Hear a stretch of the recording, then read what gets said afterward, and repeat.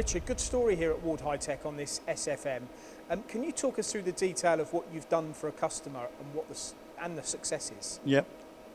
The brief of the customer was that they're doing this range of shafts which are 4 metres long, and traditionally they're turning them and leaving a millimetre on for grinding because of the bow in the part when they release it from the machine.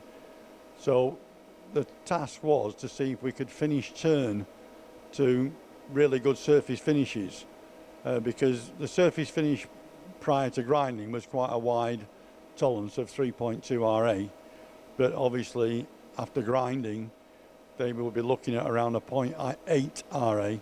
So the task was to see what we could get to using conventional turning equipment. So what did you do?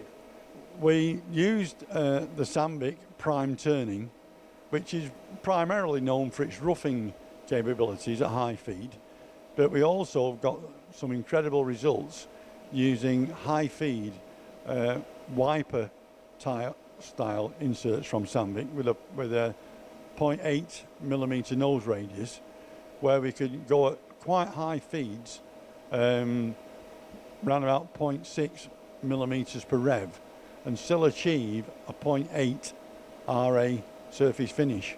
I note the part is only supported with the tailstock. Did you not have a steady on this as well? No, because the customer wanting to try and achieve the quality needed without the steady. Because obviously a flatbed machine, you can't turn through the steady like you can on a slant bed. So you're going to take it on or off, or you do it in sections. So it's a big saving from the productivity if we can do it without the steady. But this particular machine has got a double headstock, so that although you see the distance between the chuck and the tailstock, but there is a good 1.5 metres of shaft sticking out of the other side of the headstock being supported by the other chuck. So that helps as well. So let's look at maybe 3 or 4 points quickly that have assisted in achieving the right result. One of which you mentioned is the headstock there. Yeah. What else? Well, these machines are very, very rigid machines. It's all conventional slideways. It's a very heavy duty tailstock. This particular machine has got a 10-inch through-hole bore, so things like RPM are limited, but it's very heavy bearings. It's a 4-speed automatic gearbox machine, so we can go from the lowest gear via M code or manual to the highest gear. So we've always got the ability to be in the right gear for the right power.